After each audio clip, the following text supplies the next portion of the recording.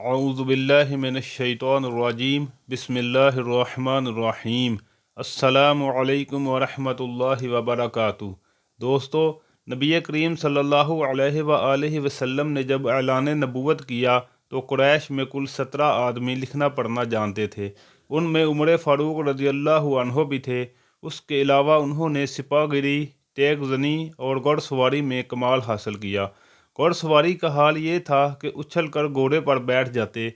कुश्ती का फ़न भी सीखा। ऊंचे कद के ताकतवर आदमी थे। चोटी के पहलवानों से मुकाबले जीते। शायर नहीं थे, अशार पसंद करते थे। तकरीर करने का ढंग भी आता था। मिजाज में गुस्सा और सख्ती थी।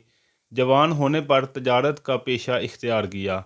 नबी करीम सल्लल्लाहु अलैहि वआलिहि वसल्लम ने नबूवत का ऐलान किया तो उनकी उम्र उस वक़्त 27 साल थी। उस वक़्त कुरैश में बहुत ऊंची हैसियत के मालिक थे। मक्का के मुअज़्ज़ज़ लोगों में शुमार होते थे। उनके भाई ज़ैद बिन ख़ताब, बहन फ़ातिमा बिनत ख़िताब और बहनोई सईद बिन ज़ैद ने जल्द ही इस्लाम कबूल कर लिया, लेकिन उमर अपने बाप दादा के मज़हब पर सख्ती से कायम रहे और डट कर इस्लाम की मुखालफत करते रहे। मुसलमान हो जाने वालों को मारते पीटते थे। मारते पीटते 6 साल गुजर गए, लेकिन उमर किसी एक इंसान को भी इस्लाम से ना फेर सके। इस दौरान में कुछ वाक़यात ऐसे पेश आए जिनकी वजह से वो सख्त उलझन में पड़ गए। कभी इस्लाम की तरफ माइल होते, कभी मुसलमानों के ख़िलाफ़ नफ़रत महसूस करते। उसकी एक वजह ये थी कि रसूल करीम सल्लल्लाहु ताला अलैहि वसल्लम के मतलब कुरैश के काफ़रों ने मशहूर कर रखा था कि वो जादूगर हैं।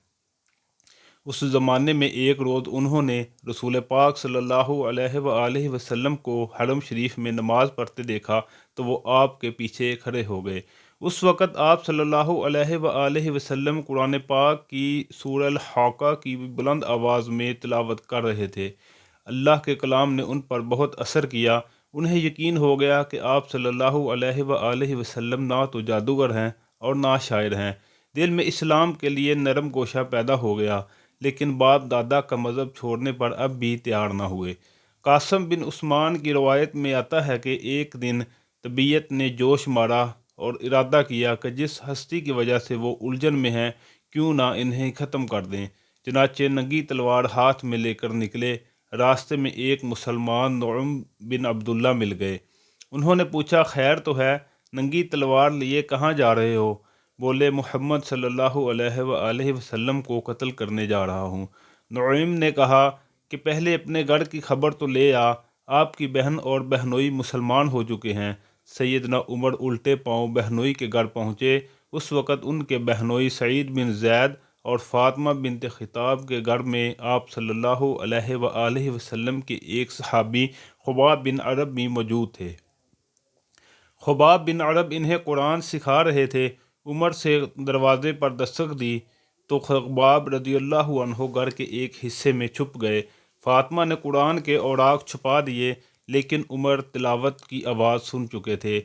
अंदर पहुँच कर पूछा, क्या पढ़ रहे थे? मुझे मालूम हुआ है कि तुम मुसलमान हो चुके हो, अपने बाप दादा के मज़हब से फिर गए हो। ये कहकर उन्होंने दोनों को मारना पीटना शुरू कर दिया। बहन के सर पे एक लकड़ी मारी, उनके सर से खून बह निकला। उस वक़्त दोनों मियाँ बीवी के मुंह से निकला, हाँ ए उमर, हम मुसलमान हो चुके हैं, अल्लाह के रसूल पर ईमान ले आए हैं। तुमसे जो हो सके कर लो, इस्लाम तो अब हमारे दिलों से नहीं निकल सकता। उमर ने बहन का खून देखा और ये अल्फाज सुने तो गुस्सा ठंडा हो गया। बोले, अच्छा, जो तुम पढ़ रहे थे मुझे दिखाओ। बहन ने कुरान के औराक इन्हें दे दिए। उन पर सूरह तौहा लिखी थी। उन्होंने इसको पढ़ा तो बे-इख्तियार पुकार उठे, वाह, क्या कितना उम्दा और आला दर्जे का कलाम है। ये सुनकर खबाब बिन अरब भी बाहर निकल आए और बोले, ए उमर, मुझे उम्मीद है अल्लाह ताला ने अपने नबी की दुआ को पूरा करने के लिए आपको चुन लिया है। मैंने कल ही नबी करीम सल्लल्लाहु अलैहि वसल्लम को ये दुआ करते सुना है, या अल्लाह, अबू जहल या उमर बिन ख़त्ताब के ज़रिए से इस्लाम को क़ुव्वत अता कर। बस ए उमर, अल्लाह की तरफ आओ, अल्लाह की तरफ आओ। ये सुनकर सैयदना उमर फ़ारूक रज़ियल्लाहु अन्हु ने कहा कि मुझे मोहम्मद सल्लल्लाहु अलैहि वसल्लम के पास ले चलो। नबी करीम सल्लल्लाहु अलैहि वसल्लम इस वक़्त दारा अरकम में थे। عمر رضی اللہ عنہ خباب رضی اللہ عنہ کے ساتھ کمر سے تلوار لٹکائے وہاں پہنچے، دروازے پر دستک دی۔ اندر سے ایک صحابی نے ایک جری میں سے دیکھ کر کہا، یا رسول اللہ صلی اللہ علیہ وآلہ وسلم، باہر عمر تلوار کمر سے لٹکائے کھڑے ہیں، نہ جانے کس ارادے سے آئے ہیں۔ آپ صلی اللہ علیہ وآلہ وسلم کے چچا سیدنا حمزہ رضی اللہ عنہ بھی اس وقت وہاں موجود تھے۔ یہ بہت بہادر تھے، فوراً بولے، انہیں اندر آنے دو، نیک ارادے سے آئے تو ٹھیک، ورنہ اسی کی تلوار سے اس کا سر کاٹ دوں گا۔ رسول اللہ صلی اللہ علیہ وآلہ وسلم نے بھی فرمایا، انہیں آنے دو۔ چنانچہ دروازہ کھول دیا گیا، عمر اندر داخل ہوئے۔ آپ صلی اللہ علیہ وآلہ وسلم اٹھ کر ان کی طرف بڑھے، ان کی چادر کو مٹھی میں دبا کر زور سے کھینچتے ہوئے فرمایا، خطاب کے بیٹے، تم کس ارادے سے آئے ہو؟ سیدنا عمر رضی اللہ عنہ نے عرض کیا، اے اللہ کے رسول، میں اللہ اور اس کے رسول پر ایمان لانے کے لیے حاضر ہوا ہوں۔ اس پر آپ صلی اللہ علیہ وآلہ وسلم نے زور سے اللہ اکبر فرمایا۔ باقی مسلمانوں نے بھی اللہ اکبر کا نعرہ لگایا۔ اب عمر رضی اللہ عنہ نے کلمہ پڑھا، پھر بولے، اے اللہ کے رسول، کیا ہم حق پر نہیں ہیں؟ آپ صلی اللہ علیہ وآلہ وسلم نے فرمایا، اس ذات کی قسم جس کے قبضے میں میری جان ہے، ہم لوگ حق پر ہیں۔ یہ سن کر سیدنا عمر فاروق رضی اللہ عنہ نے عرض کیا، جب ہم حق پر ہیں اور کافر غلط راستے پر، تو پھر اپنا دین کیوں چھپائیں؟ آپ نے فرمایا، اے عمر، ابھی ہماری تعداد تھوڑی ہے اور تم دیکھ رہے ہو کہ ہم کن حالات سے گزر رہے ہیں۔ سیدنا عمر رضی اللہ عنہ نے یہ سن کر فرمایا، اس ذات کی قسم جس نے آپ صلی اللہ علیہ وآلہ وسلم کو نبی بنا کر بھیجا ہے، میں اسلام لانے سے پہلے جن لوگوں میں اٹھتا بیٹھتا تھا، اب مسلمان ہو کر ان کے سامنے جاؤں گا۔ اس پر تمام مسلمان دائرہ ارقم سے دو صفیں بنا کر نکلے اور کعبے کی طرف روانہ ہوئے۔ ایک صف میں عمر تھے، دوسری میں حمزہ۔ سب نے مسجد حرام میں نماز ادا کی۔ قریش نے یہ دیکھا تو طیش میں آ گئے۔ اس وقت تو کچھ نہ کہا۔ جب عمر تنہا نظر آئے تو ان پر حملہ کر دیا۔ انہوں نے بھی ڈٹ کر مقابلہ کیا اور پھر وہ انہیں چھوڑ کر چلے گئے۔ یہ واقعہ نبوت کے 6 سال پیش آیا۔ ایمان لانے کے بعد 6 سال تک مکہ میں رہے، پھر دوسرے مسلمانوں کے ساتھ مدینہ کی طرف ہجرت کی۔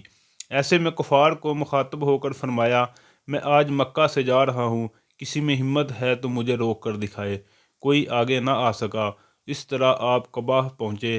پھر نبی کریم صلی اللہ علیہ وآلہ وسلم اور ابو بکر صدیق رضی اللہ عنہ ہجرت کر کے وہاں تشریف لائے۔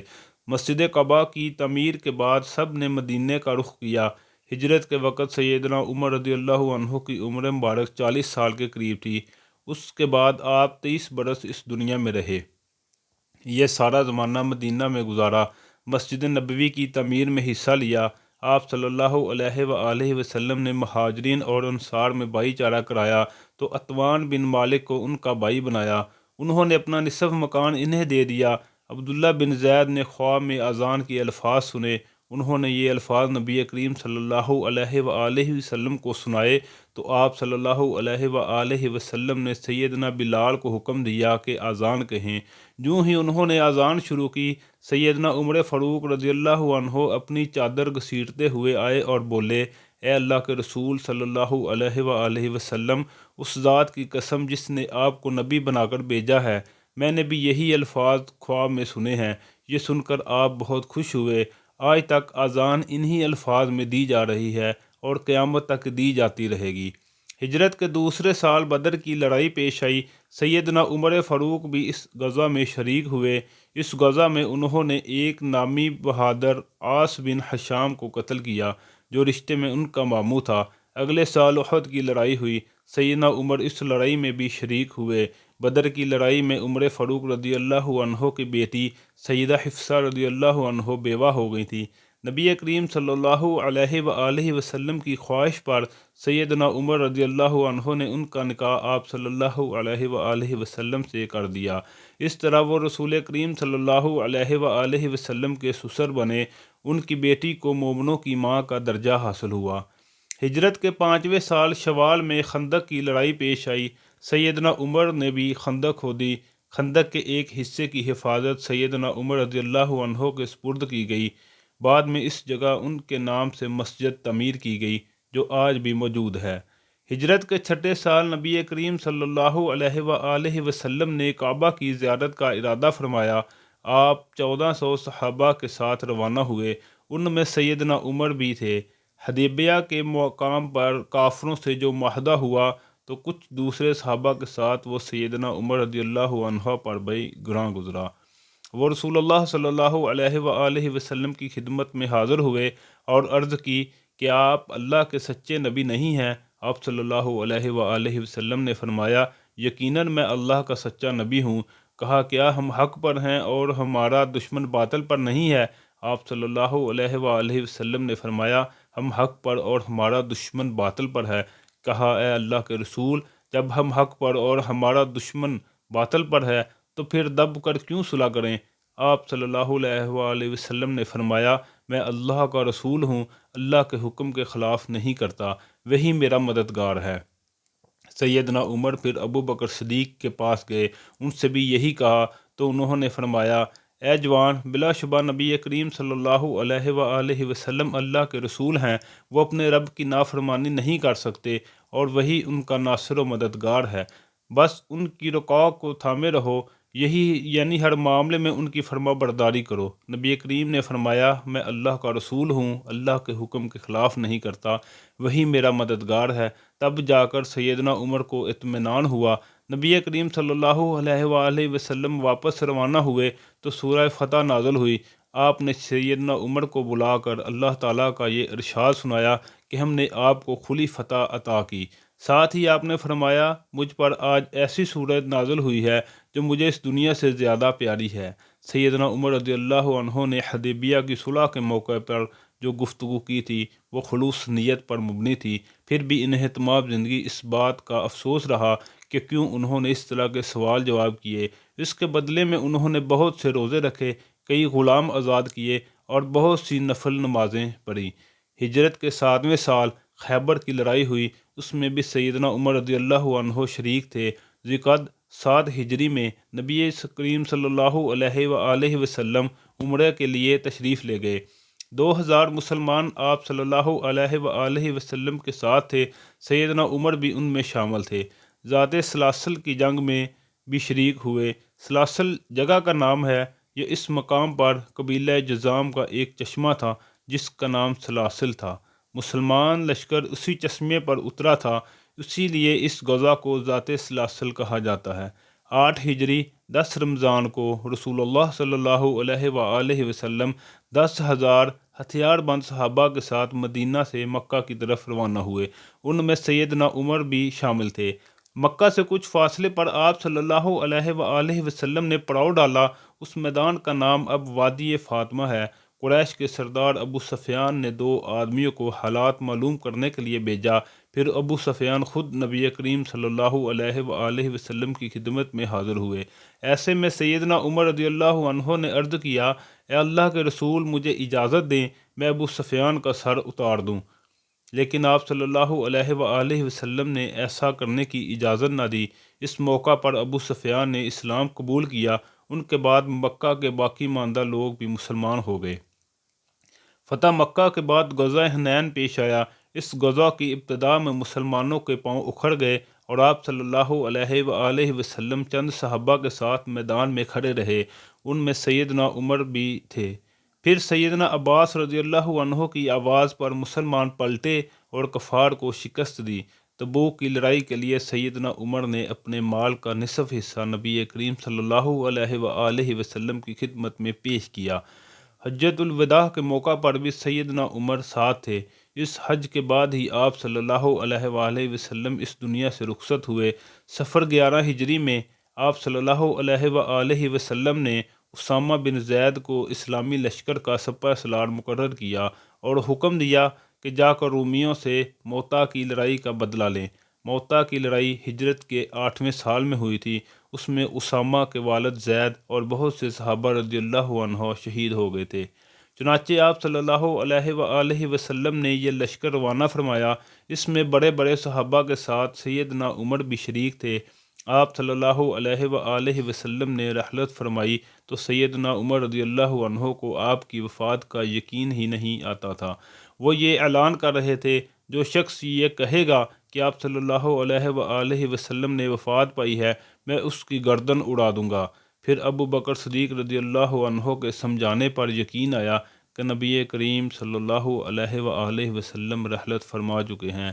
سبحان اللہ، اللہ عز و جل کی حضرت عمر فاروق رضی اللہ عنہ پر کروڑوں رحمتیں نازل ہوں۔ دوستو، اگر آج کی ویڈیو ہماری آپ کو پسند آئی ہے تو اس کو لائک اور شیئر کر دیں، اور ہمارے اس چینل کو بھی ضرور سبسکرائب کریں تاکہ مزید آنے والی اچھی ویڈیوز آپ کو ملتی رہیں۔ تو ملتے ہیں اگلی ویڈیو میں، تب تک کے لیے اللہ حافظ۔